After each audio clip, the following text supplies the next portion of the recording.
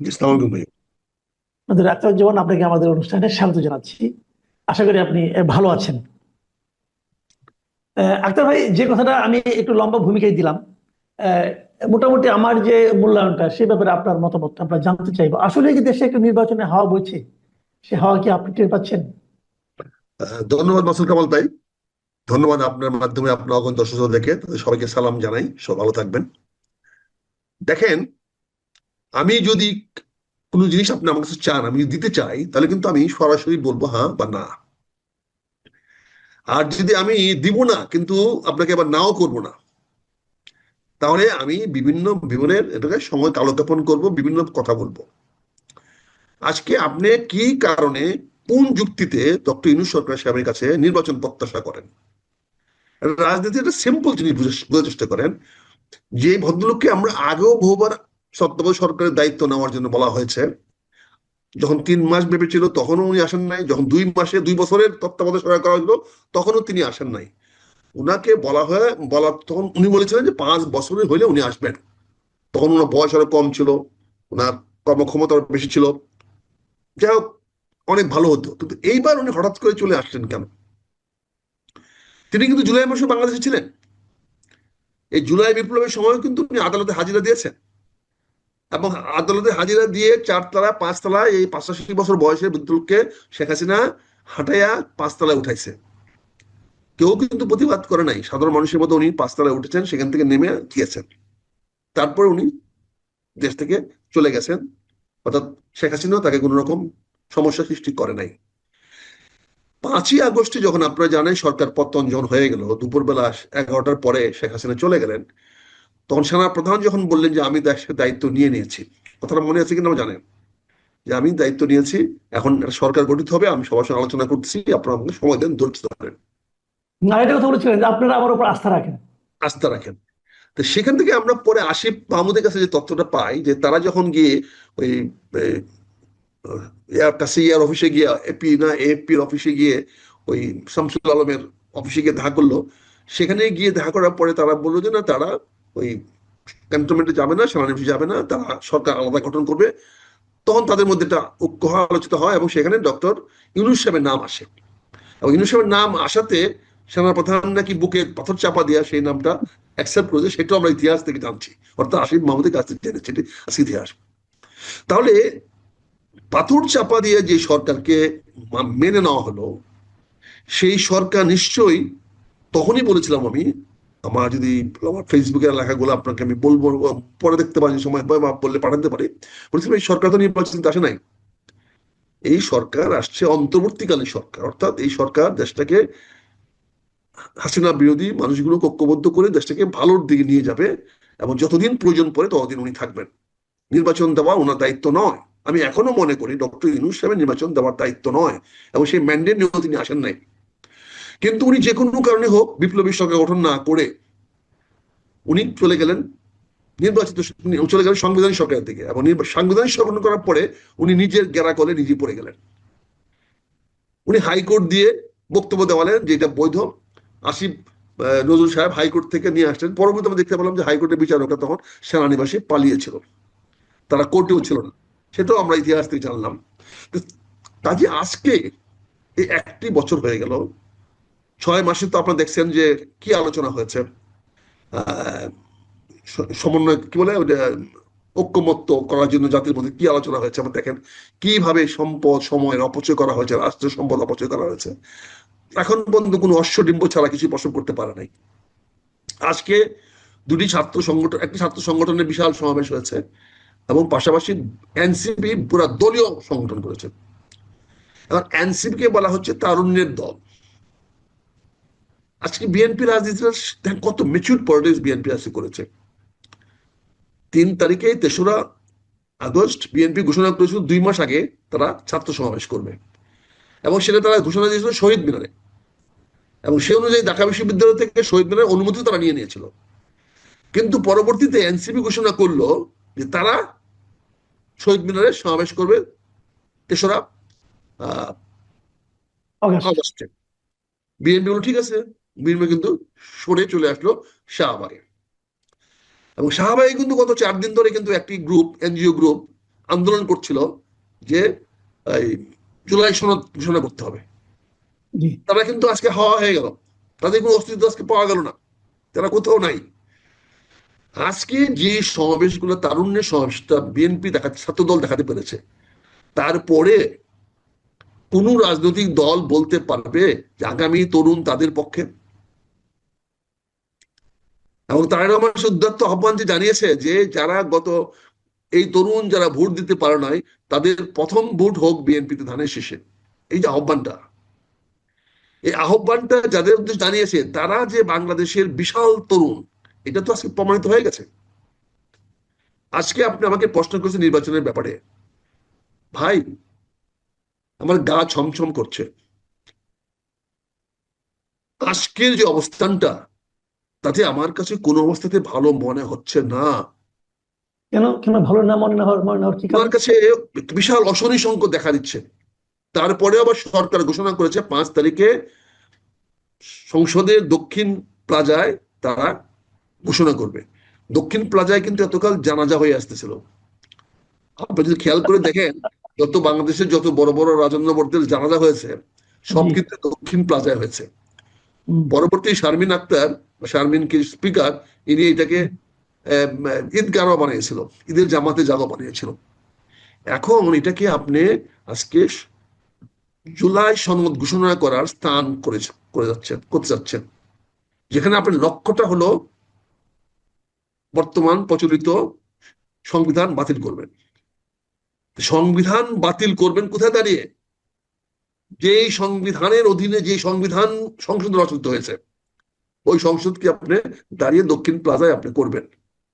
এই দক্ষিণ প্লাজার বিশাল সামনে, ওখানে যদি আপনি একটা সিটিং অ্যারেঞ্জমেন্ট করে লোক আনতে চান, তাহলে কি পরিমাণ লোক আপনাকে আনতে হবে?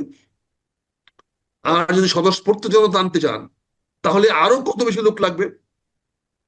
তারপরে আপনি সকাল 11টা থেকে আপনি দিয়েছেন গান বাজনার আসর, একটা জাতীয় সমস্যার সমাধানের জন্য আপনি দিয়েছেন একটা গান বাজনার আসর। 5 তারিখে আপনি ওখানে সকাল 11টা থেকে গান বাজনা শুরু করবেন সাংস্কৃতিক মন্ত্রণালয়ে। আজকে আবার দেখলাম আপনার 16টি ট্রেন দিয়ে বিভিন্ন জায়গা থেকে মানুষ আনবেন। তার জন্য নাকি 60-70 লক্ষ টাকা বাজেট করেছেন, সেই মন্ত্রণালয় থেকে, মুক্তিযুদ্ধ মন্ত্রণালয় থেকে দেওয়া হয়। তাহলে এগুলো কিসের আলামত? তার মানে তো নির্বাচন আপনি দিবেন না।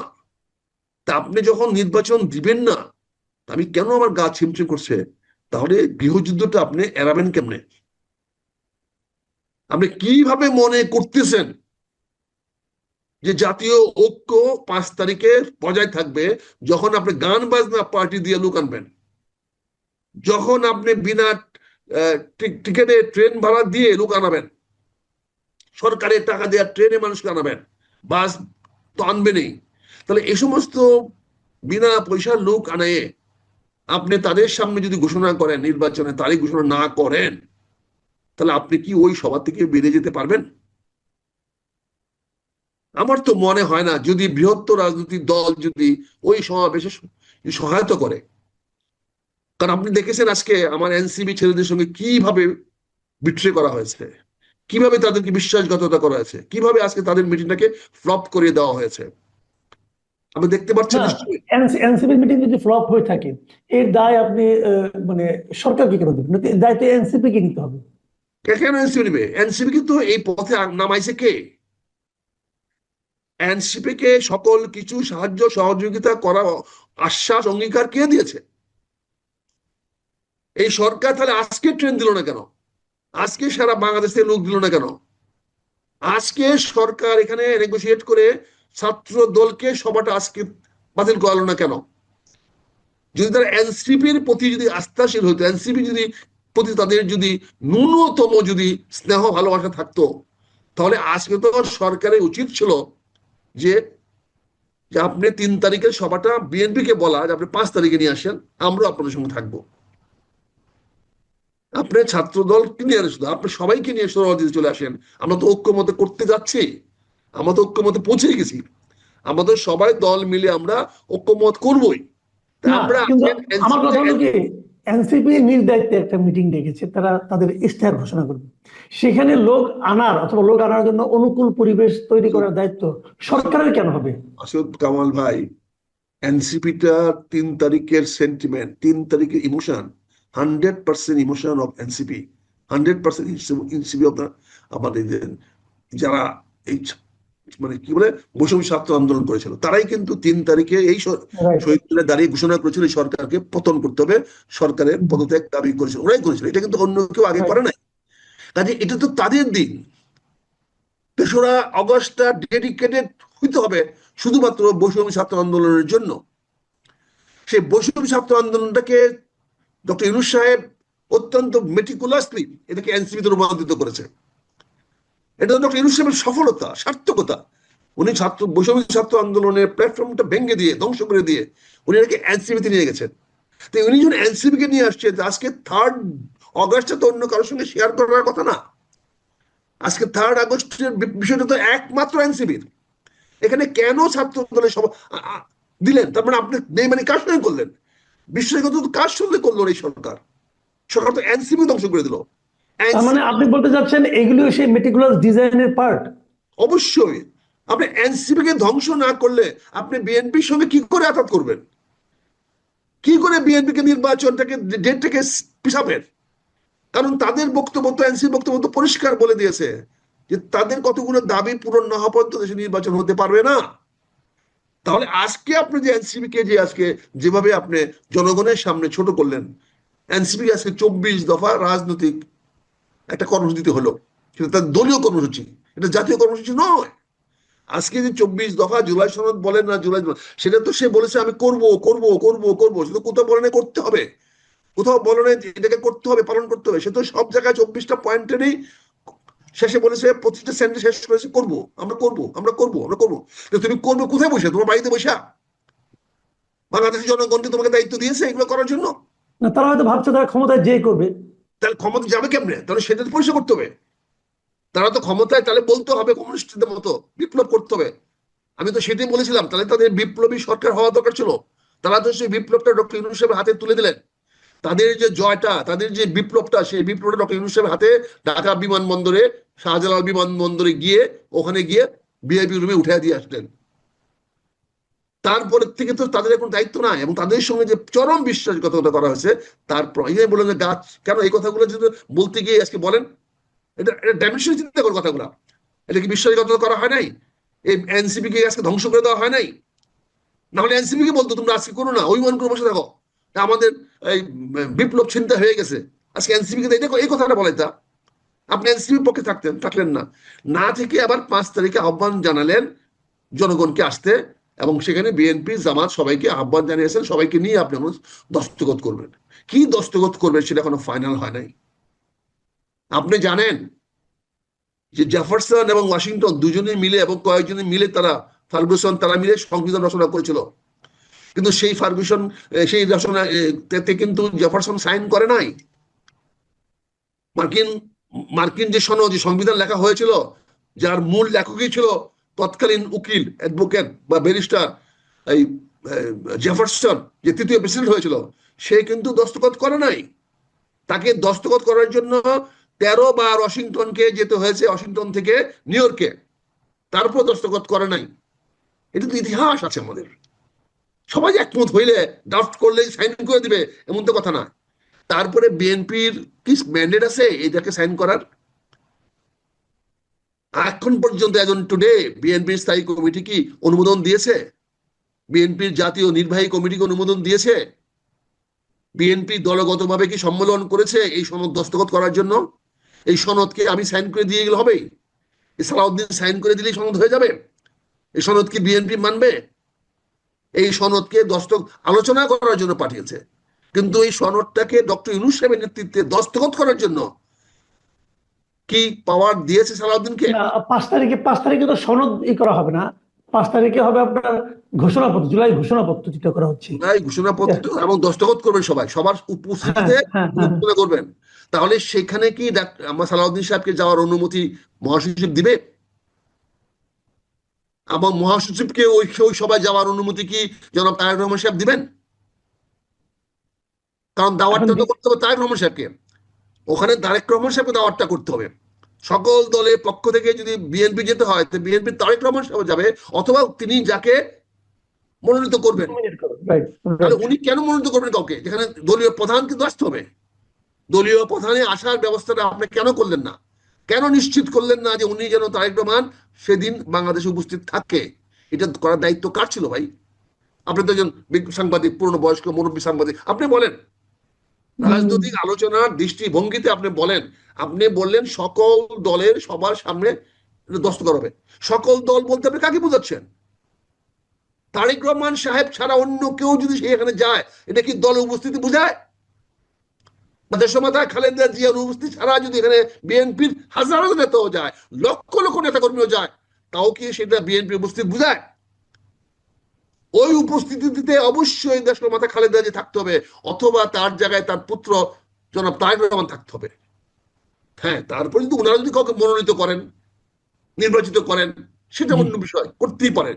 কিন্তু সেটা কি হয়েছে কিনা আমরা জানি না। আমরা এখন পর্যন্ত জানি না। আজকে 3 তারিখ চলে গেছে, 4 তারিখ শুরু হয়ে গেছে, আমরা এখন পর্যন্ত জানি না বিএনপির কে সেখানে যাবে। জি। তারপরে দেখেন জামাতের আমির হাসপাতালে অপারেশনে নিয়ে তার জীবন মরণ লড়াই করছে। তার হ্যাঁ, উনিও তো আসতে পারবেন না। উনিও আসতে পারেন না। হয়তো ওনাকে স্ট্রেচারে করে নিয়েও আসতে পারে, জানি না আমি। ঠিক না? মনে হয় না। না, তাহলে এখন মনে করেন এই ধরনের একটা অবস্থায় তার মানে কি? তার মানে আপনি যে ঘোষণাটা দিবেন, সেই ঘোষণায় যদি কোনো লোক যদি প্রতিবাদ দাঁড়ায় পড়ে, মানি না মানি না, অতীতে কি হয় নাই? অতীতে মোহাম্মদ আলী জিন্নাহ যখন বলেছিল বাংলা ভাষা ইংরেজি হবে রাষ্ট্রভাষা, তখন কি মানুষজন ওনার সবার থেকে বেরিয়ে আসে নাই? সেই সবাই থেকে কি বলে নাই মানি না মানি না, মানবো না? এটা ইতিহাস তো আছে। এই ঢাকাতে তো কার্জন হলে তো ঘোষণা দিয়েছিলেন Mohammad Ali Jinnah, English will be the right. State language of Pakistan. সেদিন কি বাঙালি ছেলেরা মেনেছিল? তারা কি সেদিন ওনার সামনে থেকে বেরিয়ে আসে নাই? তা না, আপনি কি ওটা ওটা চাচ্ছেন? ওটা তো ছিল আমাদের জাতীয় অনুভূতির বিপরীতে। না না, এটা নাও হতে পারে। এখন যদি আপনি 5 তারিখে এমন কিছু ঘোষণা দেন তা যে মনে হয় হবে না। ঘোষণা জাতীয় স্বার্থের পরিপন্থী, অথবা যদি আপনি নির্বাচনে ঘোষণা না দেন, তাহলে কি হবে? 5 তারিখে কি নির্বাচনের ঘোষণা দেওয়ার কোনো কথা আছে? তাহলে আপনি কি বলবেন? আপনি কেবল আপনি কেবল পাঁচ নির্বাচনে তারিখে ঘোষণা না। দেবেন না, তাহলে মানে আপনি আগামী বছর 1 বছর থাকবেন কিভাবে? কি বৈধতার বলে? বিপ্লব তো নাই। বিপ্লব তো আপনি ধ্বংস করে দিয়েছেন। আজকে তারা হয়তো হাসিনার পলায়নটাকে উদযাপন করবে, এটা হতে পারে ওই বর্ষপূর্তি। সেটা তো হাসিনা উইল বি অনার্ড। হাসিনার পলায়নে পূর্তি যদি পালন করেন, তাহলে হিরোকে হিরোকে জনগণ বলেন। হিরো, জনগণ তারা জনগণ হাসিনাকে হিরো সরাতে কোথায়? পেরেছিল। জনগণ হিরো কোথায়? আমরা এই বাংলাদেশের হিন্দুরা ওই কি বলে দুর্গা পূজা করে, আর শ্রীলঙ্কার হিন্দুরা ওরা রাবণ পূজা করে। বুঝতে পারছেন না হম, পার্থক্যটা হম। কোথায়? শ্রীলঙ্কার লোকেরা রাবণ পূজা করে, আর আমাদের দেশের লোকেরা হিন্দুরা দুর্গা পূজা করে। তা আপনি এখানে শেখ হাসিনাকে তো তাহলে পটভূমিকাতে কে আসবে? শেখ হাসিনাকে নিয়ে আসতো, আপনি ভিলেন হিসেবে নিয়ে আসবেন, কিন্তু তার মূল চরিত্রটা তাহলে কার হচ্ছে হম। বলেন? তাহলে সেই জি। মূল চরিত্রে তো শেখ হাসিনার বক্তব্য চলে আসবে এখানে। কি কারণে, কি প্রেক্ষাপটে এই সরকার আসছে? তার মানে শেখ হাসিনার ব্যর্থতা ধরে আপনি আসছেন। এখন যদি কেউ বলে যে শেখ হাসিনাকে মেটিকুলাসলি ব্যর্থ করানো হয়েছে, মেট্রিকুলাসলি তাকে এরকম নির্মম করা হয়েছে, মেট্রিকুলাসকে তাকে দিয়ে ছাত্রদিকে হত্যা করানো হয়েছে যাতে এই সরকার ক্ষমতায় আসতে পারে, আপনি কি এই জি। পারসেপশন উড়াইতে পারবেন? এই না। রিয়াকশনটা উড়াইতে পারবেন? আপনি অস্বীকার করতে পারবেন? লজিক্যালি কি জি। আপনি এটা বলতে পারবেন যে লজিক্যাল না, এটা যুক্তিপূর্ণ বক্তব্য না? অনেক ধন্যবাদ। অনেক ধন্যবাদ মেজর মোশাররফ আখতারুজ্জামান। আপনি আসলে এমন ভাবে কথা বলেন যে আপনাকে মাঝখানে থামানো খুব কঠিন হয়ে যায়, কারণ কথাগুলি একটার সঙ্গে আরেকটা এমন ভাবে সংযুক্ত থাকে। আপনি লজিক দিয়ে কথা বলেন, যে কারণে এখানে আসলে মানে মাঝখানে এই থামানোটা খুবই কঠিন। তারপরে আমার মনে হয় দর্শকরা এটা এনজয় করেন আপনার কথা। আপনার দর্শকরা, আমার এখানেও দেখেছি অনেকেই আপনার খুবই মানে ভক্ত হয়ে গেছেন এরই মধ্যে, থ্যাংক যে ইউ, আপনি খুব আপনাকে ভালো আমাকে বলেন। সুযোগ দিয়েছেন। আমার মনে হয় সেই দর্শকটা এবার আবার খুশি হবে আপনাকে পেয়েছেন। আগামীতে ইনশাল্লাহ আপনাকে আবার আমরা যদি পাই, আপনি যদি সময় দিতে পারেন, আমরা খুব আনন্দিত।